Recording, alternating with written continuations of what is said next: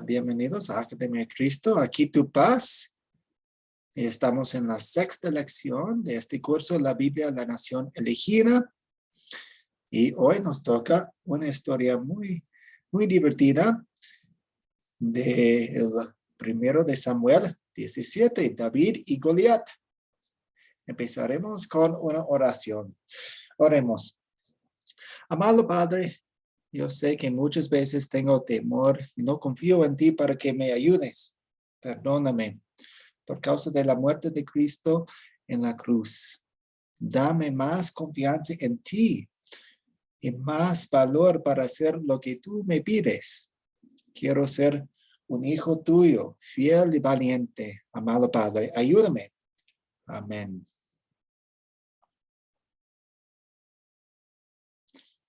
Algunas personas están entrando. Muy bien, entonces tenemos la actividad del día. Entonces yo quería que ustedes buscaran un poco en el internet sobre algunos de los gigantes de la historia de este siglo, de todos los siglos, de lo que sabemos y qué han encontrado. ¿Quiénes son algunas de las personas más altas en el mundo, en la historia?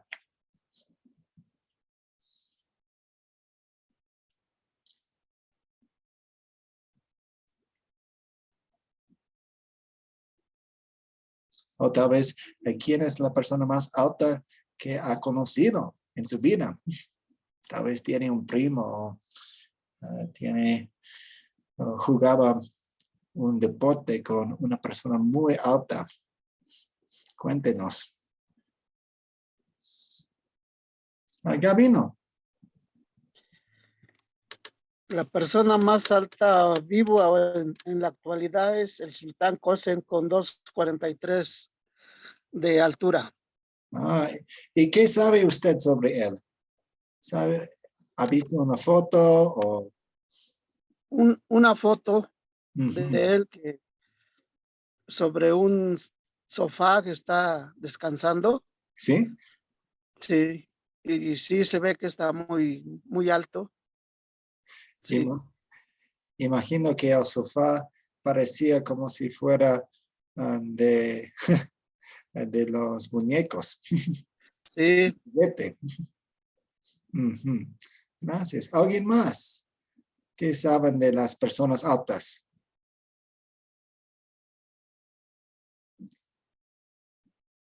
Eduardo. Bueno, aquí en mi país, en Perú, había un actor, una persona que era, salía en la televisión, se llamaba Margarito Machacuay, y él medía 2,30 m casi. Salía a hacer comerciales, era una de las personas más altas en el mundo en su época, ¿no? Interesante. De su propio Perú. Gracias. Jacqueline.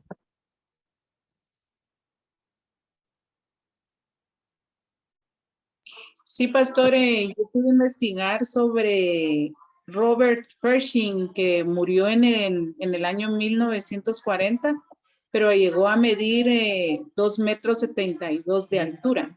Wow. Sí, muy bien. De hecho, yo tengo una foto de él aquí en la próxima diapositiva. Aquí tenemos Robert Wadlow, 2,72 metros. Ahí está él, Robert, parado cerca de una persona normal. Entonces, imagínense si ustedes estuvieran caminando junto a él. Muy alto. Sí, pastor. Y de hecho, en el texto, en la historia de hoy, tenemos otro gigante, un gigante muy famoso, Goliat. Y la Biblia lo describe como un hombre de 6 codos y un palmo. 6 codos y un palmo. Entonces, ellos no usaban metros como nosotros usamos, usaban codos y palmos. Pero una estimación de cuánto medía él era, pues un codo es 45 centímetros. Entonces, 6 de esos más una mano más es aproximadamente 2,92 metros. 2.92 metros. Entonces, muy, muy alto era Goliat. Y también muchas personas quienes son altas tienen una enfermedad, entonces son muy flacas y de hecho sus huesos no funcionan muy bien, sus músculos no funcionan muy bien, pero parece que Goliat tenía mucho poder, mucha fuerza y fue una persona muy fornuda. Entonces, él fue una persona muy especial. Y de hecho, como vemos aquí en la pantalla, cuando los israelitas iban a entrar en la tierra prometida, enviaron espías y los espías regresaron y dijeron, toda la gente que allí vimos son hombres de gran estatura. Ahí vimos también gigantes. Entonces había, pues, algunas personas son más altas que otras personas. Por ejemplo, yo probablemente mido más que ustedes siendo estadounidense y he conocido a algunos venezolanos quienes son muy, muy altos también. Entonces, depende de dónde es, si son familia o algo. De hecho, en otras partes de la Biblia habla acerca de cómo los israelitas en otras batallas mataron a los parientes de Goliat, quienes también eran gigantes. Entonces, en ese entonces, había personas muy fuertes, muy grandes, muy altas, quienes vivían en la tierra prometida en Canaán. Algunos comentarios antes de avanzar.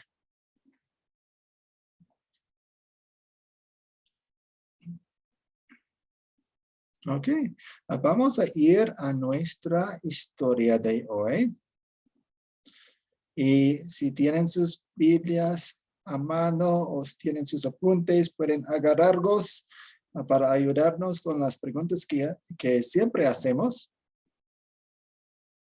La primera pregunta es, ¿quiénes son los personajes de esta historia? ¿Quiénes son los personajes de esta historia?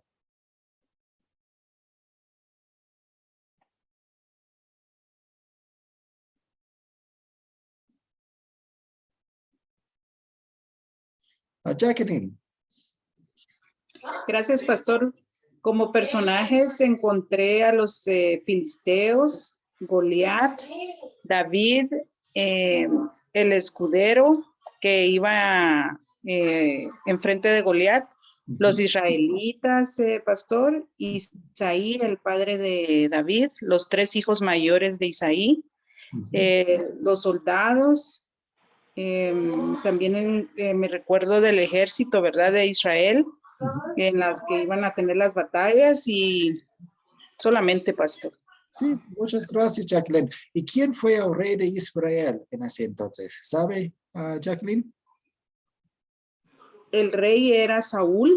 Saúl, sí. No recuerdo si usted lo mencionó o no. No, no lo mencioné, pastor, pero sí lo tenía presente también. Ok, muy bien, gracias. Creo que usted mencionó a todos. Entonces tenemos al Señor y al rey Saúl. Y el rey Saúl fue el primer rey de Israel. Y de hecho, él fue un hombre muy alto también. La Biblia lo describe como un hombre que medía una cabeza más alto que los demás. Entonces, él tampoco quería ir a luchar con Goliat, aunque era un hombre muy alto también. Y también fue un buen líder militar. Tenemos los soldados de los 2 ejércitos y los filisteos. ¿Y quiénes son los filisteos?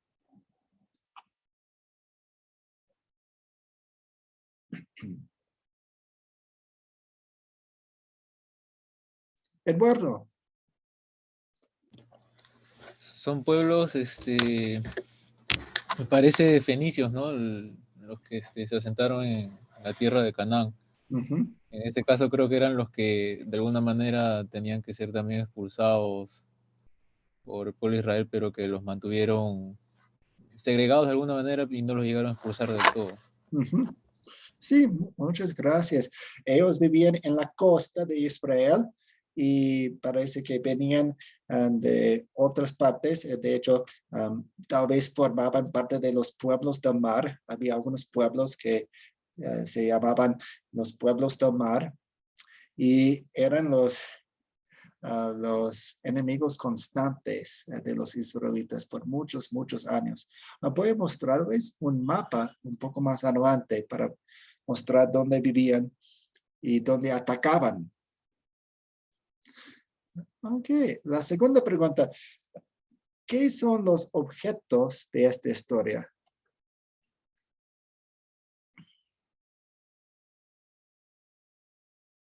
¿Cuáles son los objetos de esta historia?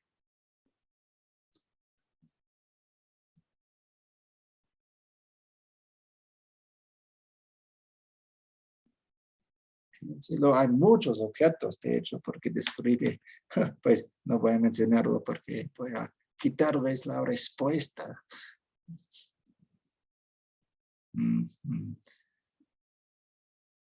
Jacqueline, ¿qué tal si usted mencione algunos de los objetos, pero no todos, para que los otros participen también? Gracias, pastor. Sí, solo voy a mencionar de objetos como los valles, los cascos, ¿verdad? Que usaron David y Goliat, la onda que usó Goliat y las piedras, lanzas. Yo creo que hasta ahí.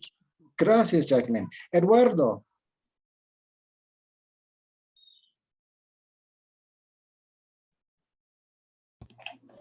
Bueno, podría ser lo menciona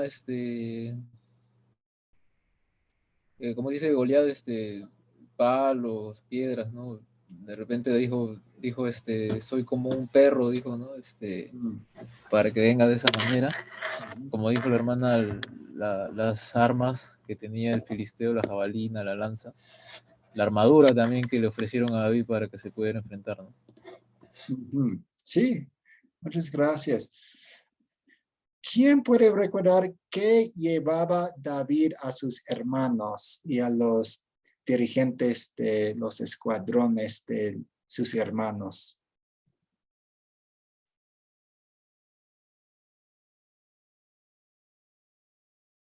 Gabino. Panes y queso y granos. Panes y queso y granos. Sí, exactamente. Los quesos eran para el jefe. Sí. Muy bien, gracias. Entonces tenemos los objetos. Seguimos. ¿A dónde ocurrió la historia? Eduardo. En un campamento de batalla en Soco, en Judá, la Sí. región de Judá. Sí, yo tengo un mapa aquí. Aquí tenemos Israel. Voy a dibujar un poco y tenemos los estados filisteos aquí. En el sur, en la costa, vivían en la costa y los israelitas vivían en la sierra aquí. Entonces, interesantemente, los filisteos atacaban a Israel muchas veces y cada vez, o casi cada vez, usaban otro valle, porque creo que hay 3 valles principales que suben hasta Israel, suben hasta donde vivían los israelitas. Y una vez los filisteos intentaban por este valle y otro valle y otro valle. Y esta vez ellos empezaron o subían hasta Israel a través del valle de Elá. Entonces, mientras los filisteos avanzaban, Saúl y su ejército salieron y bajaban para encontrarlos y estaban en ese valle. De hecho, por más de un mes estaban ahí parados, ¿qué van a hacer? Esperando, etc. Y por eso Isaí, el padre de David, envió a David con la comida. Pues no estaba muy lejos. no sé, 20, 25 kilómetros de su casa, pero envió a David para ver cómo estaba la guerra, porque no avanzaban, estaban ahí en sus campamentos sin pelearse. Eduardo, ¿tiene una pregunta? No, se quedó levantada la mano. Ok. Oh, lo siento, ya tengo la respuesta aquí. ¿Cuándo ocurrió esta historia? 1000 años antes de Cristo. De hecho, si quieren recordar una referencia en la Biblia, usan David, el famoso rey David.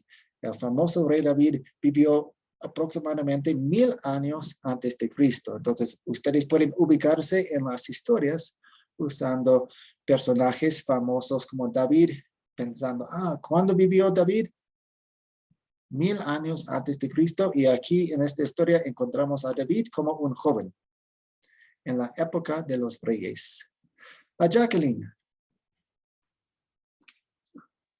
Sí, pastor, solo una consulta, escudriñando un poquito sobre la historia, yo encontré que es entre los siglos 12 y 7 antes de Cristo. No sé si usted me podría ayudar con esa información. Sí, no sé, tendría que enviarme la referencia porque 12 y 13 dijo, o 2 y 3. 12 y 7, pastor. O 12 y 7. Oh, pues es una ventana muy larga, muy grande. Muchos siglos de años. Entonces, no sé dónde encontró esa información, pero están dándose bastante, pues, una ventana muy grande.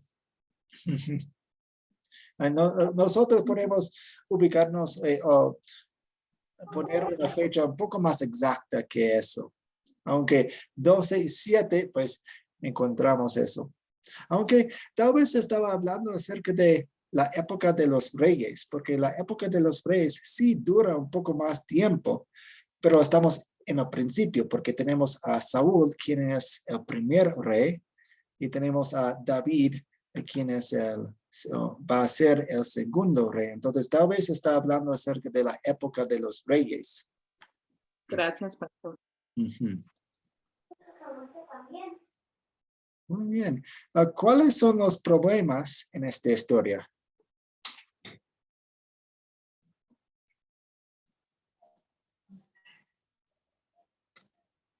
Juan Carlos.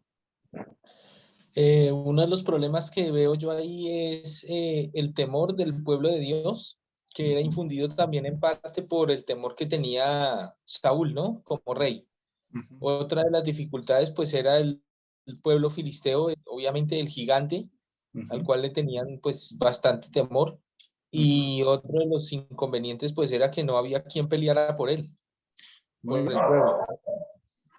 Muy bien descrito ese problema. Goliat amenazaba al pueblo de Israel y se burlaba de Dios y nadie quería luchar contra él. ¿Qué fue el problema con David?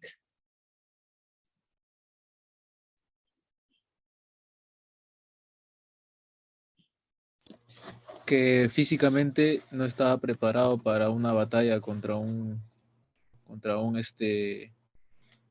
gigante, pues, ¿no? Contra un soldado de esa categoría. Sí, fue un joven, no tenía la armadura, no tenía la práctica con el ejército, aunque él cuidaba a las ovejas, y entonces había matado a osos y a leones, pero fue una persona pequeña. No fue como Saúl, el rey, quien era una persona muy alta. Gabino. Yo digo que el problema era que los hombres de Saúl habían perdido la fe. No tenían fe. Por lo menos en ese momento se olvidaban de Dios. Sí, muy bien. Seguimos. ¿Quién quiere contarnos la historia? ¿Quién quiere resumir la historia por nosotros?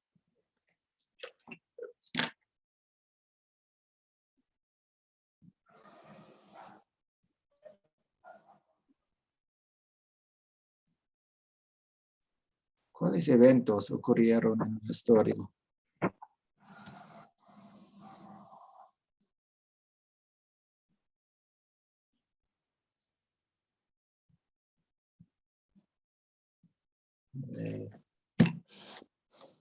Sí, es una historia un poco más larga, entonces si alguien quiere iniciar, pero a pasar la palabra a otra persona, está bien. Juan Carlos.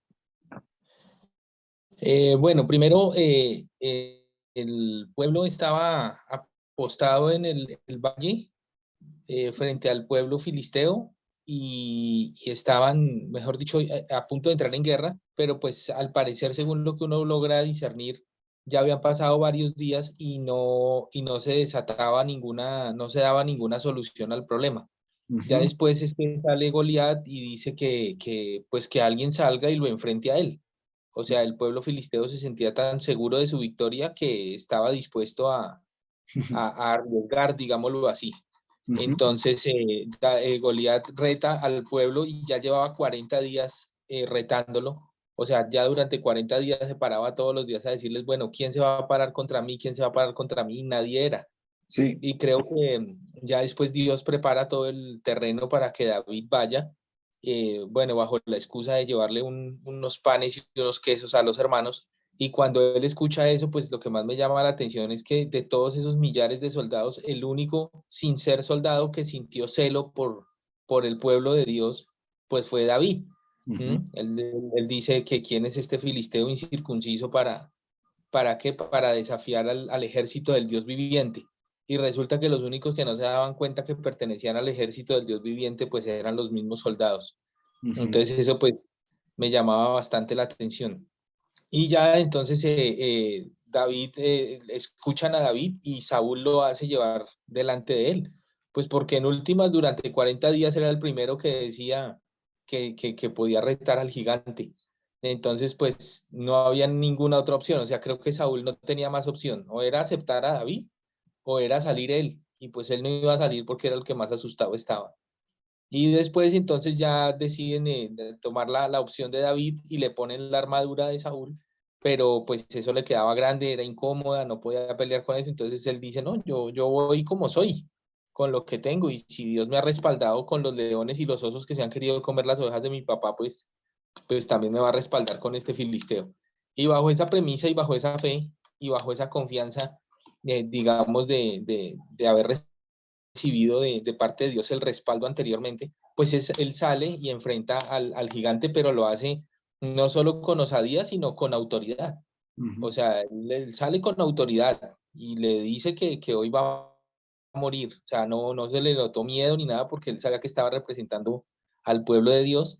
Y cuando entran a la batalla, por lo que yo tengo entendido, a él solamente de todo el rostro se le veía un punto en la frente. El resto del rostro pues era tapado por la armadura y todo eso. Y justo en ese punto pues es donde pega la piedra con la honda y logra derribar al gigante y quitarle posteriormente la cabeza. Sí, muchas gracias con todos los detalles y eso. Muchas gracias, Juan Carlos. Recibe el premio. ¿Alguien quiere agregar una parte o un detalle a la historia que contó Juan?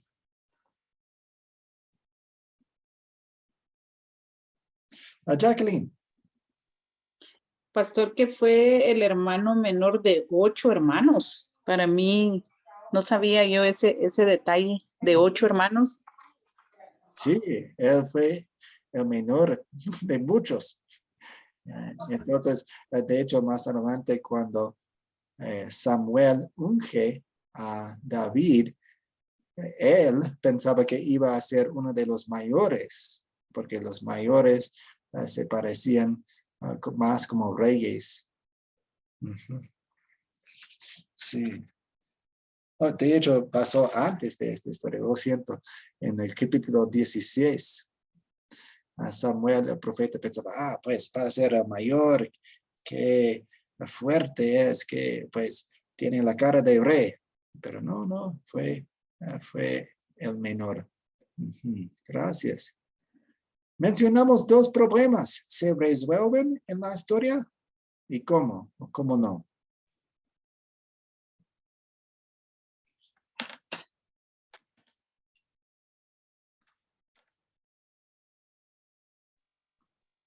Eduardo. Bueno, el problema que mencionaron sobre el temor del pueblo, puede entenderse que sí se resuelve porque al David pues vencer al gigante del pueblo y el rey Saúl, digamos, entran en gozo, en júbilo, y el pueblo se anima para la batalla, ¿no? Y hacen un contraataque, como se dice. En el caso del gigante, de la presentación del gigante que presentaba un problema pues grande, también se resuelve porque Dios estaba del lado de David, y David sabía eso, y fue usado para poder vencer al gigante, ¿no? Y demostrar pues la gloria de Dios que estaba con el pueblo de Israel. Entonces, para esos 2 problemas que creo que se han mencionado, yo creo que sí ahí se resuelve dentro de esta historia. Sí, muchas gracias. Sí, pues Goliat fue matado. El rey Saúl había dejado que luchara contra Goliat y Dios le da la victoria a David. David fue un joven y en contra de un soldado gigante experimentado. Y entonces toda la gloria sea a Dios. Y eso es lo que dijo David durante su discurso antes de pelear. Ok, vamos a empezar las preguntas de consolidar para profundizar nuestro entendimiento y aplicación de la historia en nuestra vida. En pocas palabras, en palabras suyas, tal vez con 10 palabras o menos, ¿de qué se trata la historia?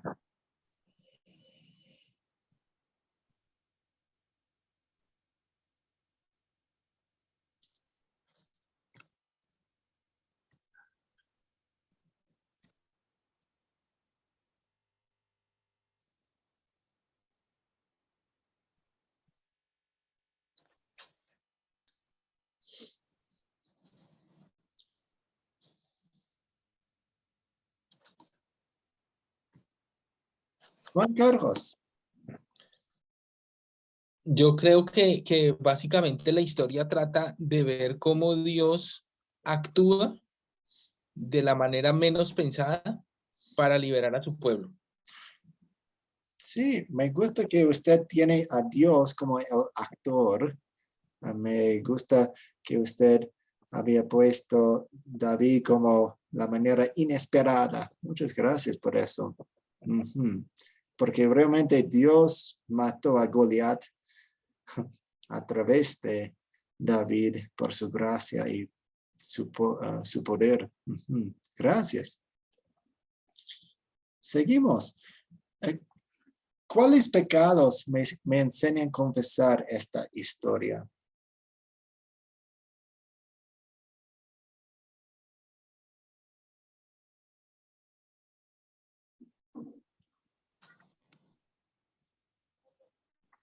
Pecados. Y ahora estamos pensando en nuestra propia vida, estamos pensando en lo que nos mata.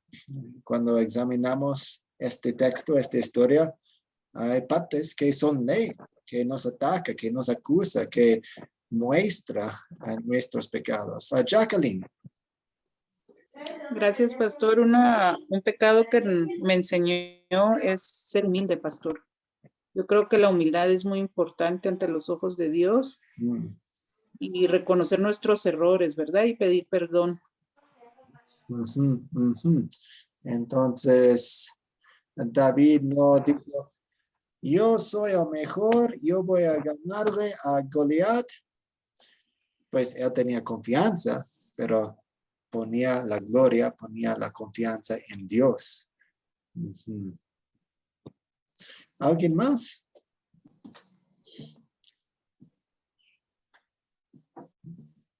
para mí muchas veces camino por la vista y no por fe. Entonces, una situación parece imposible o parece perdida y yo pienso, está perdido, es un caso perdido. Pero Dios muchas veces actúa de una manera distinta. ¿Dónde vemos sí? Perdón, pastor, solo quería comentarle que si también podemos mencionar que nos enseña que el débil puede vencer al poderoso siempre que venga de Dios, ¿verdad? Porque sería como milagros. Sí, definitivamente fue un milagro. Queremos tener un poco de cuidado usando esta historia para mostrar la historia famosa de un simple o un pequeño o un débil venciendo al grande, al fuerte. Porque muchas veces las personas, y usted, no estoy diciendo que usted dijo esto, pero estoy pensando en algunos sermones que he escuchado en el pasado y usaban la historia de David y decían, miren David, sean como David. Y nosotros queremos ver a Dios primero en la historia, en la victoria, en la gloria primero. Y de hecho, eventualmente, y vamos a hablar acerca de esto, cómo vamos a ver a Jesús en las historias bíblicas, especialmente en el Antiguo Testamento. Queremos llegar hasta Jesús cuando hablamos acerca del amor de Dios. Pero muchas gracias, Jacqueline. Juan Carlos. Yo pienso que uno de los pecados pero ya vamos en el amor de Dios. Bueno, de todos modos, yo creo que uno de los pecados que podemos ver ahí es la falta de acción. Yo creo que eso es uno de los pecados que más cometemos todos y es que pasaron 40 días y el pueblo no hizo absolutamente nada. Y en esos 40 días Dios estaba esperando que hicieran algo y tuvieran confianza en Él y no lo hicieron. Y así nos pasa a muchos. Muchos nos quedamos solo orando, pero no accionamos. Y le tocó a Dios buscarse por otro lado otra persona que fuera, que hiciera las cosas y les mostrara que a través de la fe se podía. Excelente, buen punto, gracias. Ahora, ¿dónde vemos el amor de Dios en esta historia?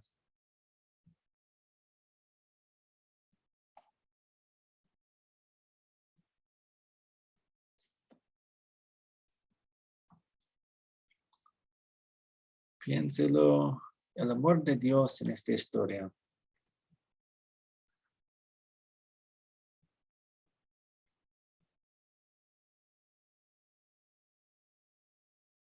Eduardo.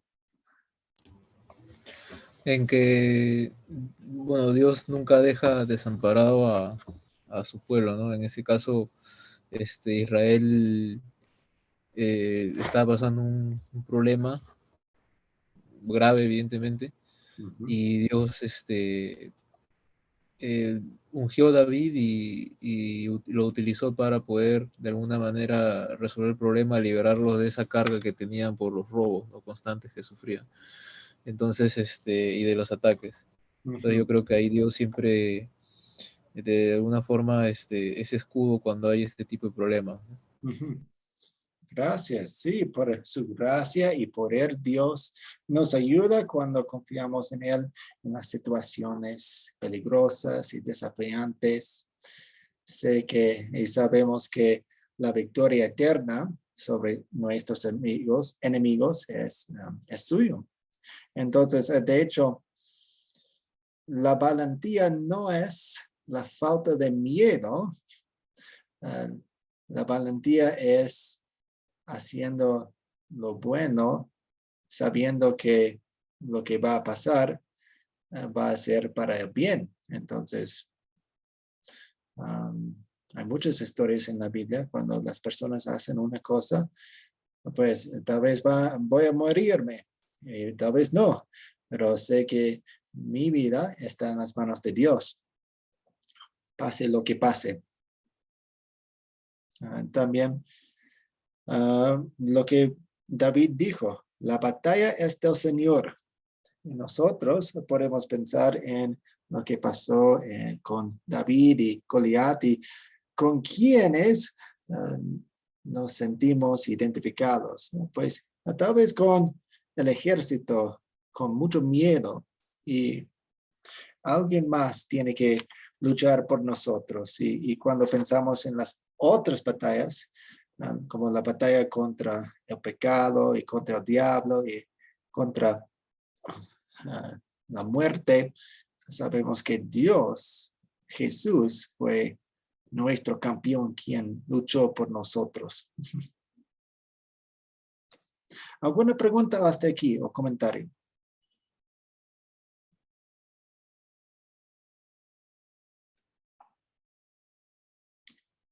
Juan Carlos. Pues, profe, la verdad fue que se me quedó la manito arriba, pero pues de todos modos, el comentario sí creo yo que, o sea, pues sobre esa historia pueden haber muchas cosas que decir, ¿no? Pero sobre todo, algo que a mí siempre me llama la atención es que David era conforme al corazón de Dios. Y a mí siempre me ha llamado la atención cómo él de pronto estaba cuidando esas ovejas y sintió la necesidad de hacerle caso al papá, de ir, de hacer todo lo que hizo para llegar hasta donde lo llevó Dios. Entonces a mí me parece que esa historia nos enseña a que Dios es el único que nos puede colocar en el lugar correcto, en el momento correcto y con las personas correctas. Gracias. Y de hecho, tal vez usted está contando o contestando un poco esta pregunta. ¿Qué nos enseña Dios a pedir y hacer por gratitud a Él? Pensando en esta historia.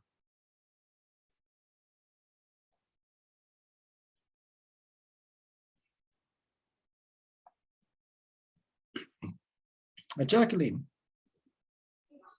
Gracias, pastor. Pensando en esta historia, yo creo que tenemos muchos Goliaths a nuestro alrededor, pastor. Gigantes, enormes, con la mala intención de destruirnos, ¿verdad? No son hombres de 3 metros de altura, como lo dice la historia, sino que son las personas y las instituciones que a veces nos controlan los atractivos, pero malignos elementos que pueden acometernos, debilitarnos y destruirnos.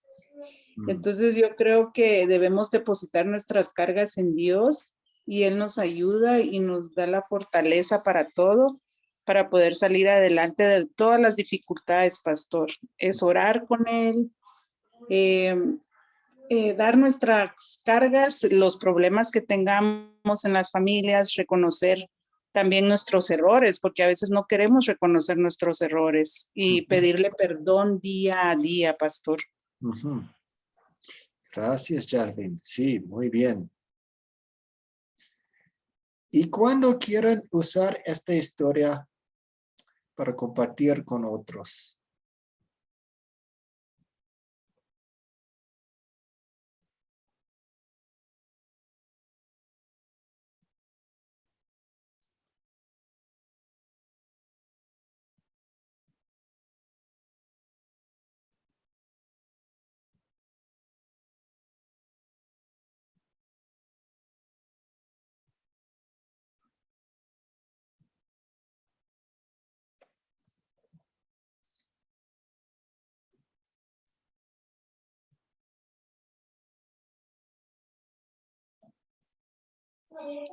Pastor, yo creo que podemos compartirla cuando veamos que las personas se sienten débiles ante la vida, ante los problemas que tengamos.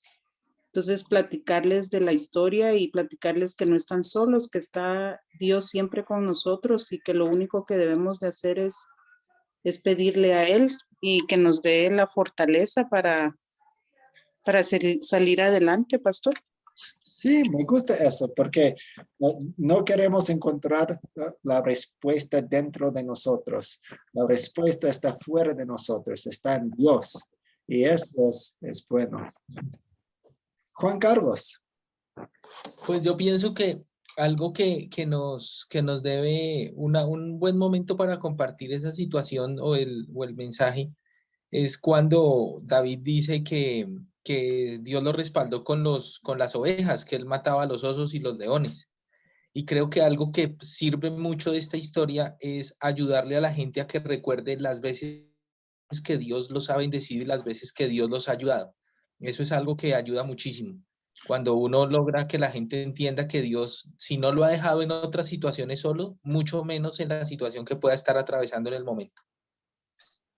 Buen punto. Sí, nosotros somos muy olvidizos. Olvidamos mucho de las veces en que Dios nos ha ayudado. Dios, ¿dónde está? Pues he estado contigo todo el tiempo. Muchas gracias. ¿Algunos comentarios finales antes de ir a un tema para terminar la lección?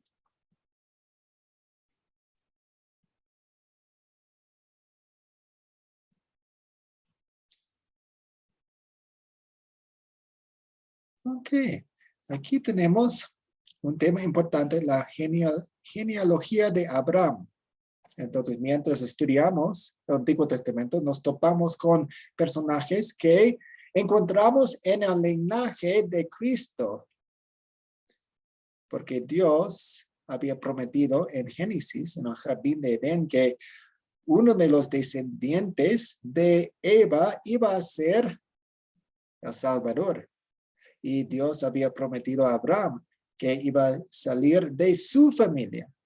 Entonces, vemos Dios cumpliendo sus promesas mientras vemos el progreso de la línea, el linaje de Abraham y pues eventualmente del Salvador. Encontramos dos genealogías de Jesús en el Nuevo Testamento, en Mateo y en Lucas.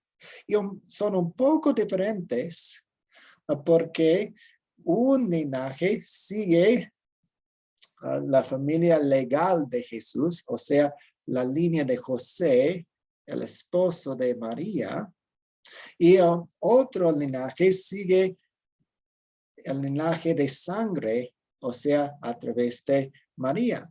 Entonces, vemos algunos nombres que ya hemos visto en nuestra historia. Aquí tenemos el linaje, vamos a acercarnos un poco aquí. Entonces, primero empezamos con Abraham. Con Abraham aquí. Isaac, Jacob, hemos visto a estos personajes muy importantes. Otras personas. Aquí tenemos Isaí, que encontramos en esta historia. Y David, que también encontramos en esta historia. Y aquí abajo vemos donde el linaje de Jesús se divide porque está siguiendo el linaje legal de Jesús, o sea, a través de José y otro a través de María. Hacen eso para sus propósitos, propósitos diferentes dependiendo del propósito del Evangelio. Lucas tenía un propósito para escribir la genealogía de Cristo y Mateo tenía otro propósito. No son contradicciones, solo más información que tenemos sobre Jesús aquí. Y una cosa que me gusta acerca de un estudio, y no tenemos mucho tiempo ahora para estudiar cada personaje, pero es muy interesante porque vemos que dentro de la familia de Jesús hay muchos pecadores. Por ejemplo, aquí vemos Judá y Tamar. Hay un caso de adulterio. Vemos Rahab aquí, que encontramos en la caída de Jericó. Ella era extranjera y también prostituta. También tenemos Ruth, extranjera. Tenemos David, quien fue pecador también. Entonces, hay muchos pecadores en la familia de Jesús. Y eso me da consuelo porque sé que yo soy pecador también. Y yo me encuentro dentro de la familia de Jesús por causa de la sangre de Jesús. Entonces, Jesús descendió del cielo para ser nuestro Salvador, nuestro sustituto, y por obra de Él, por méritos de Él, nosotros podemos ser parte de la familia de Jesús. Podemos ver la gracia a través de un estudio de nombres que, pues, al parecer son un poco aburridos, el linaje, hay muchos nombres y eso, y pues tal vez no es lo más divertido de una lectura de la Biblia, pero con un estudio podemos ver la gracia de Dios, la misericordia de Dios hacia los pecadores como nosotros. ¿Alguna pregunta hasta aquí?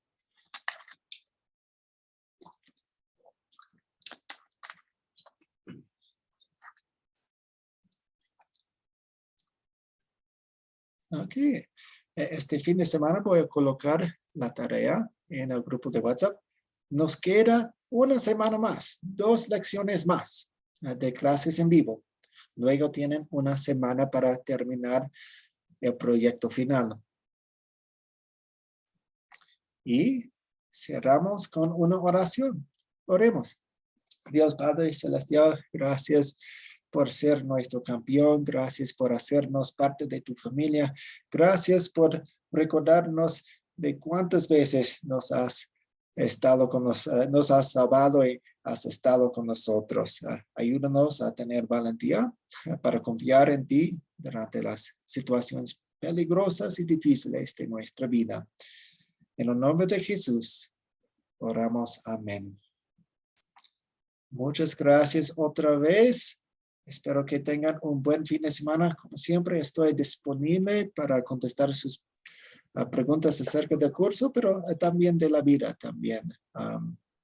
Y otras cosas, pues llámeme, mándame un mensaje. Yo les respondo. Muchas gracias, pastor.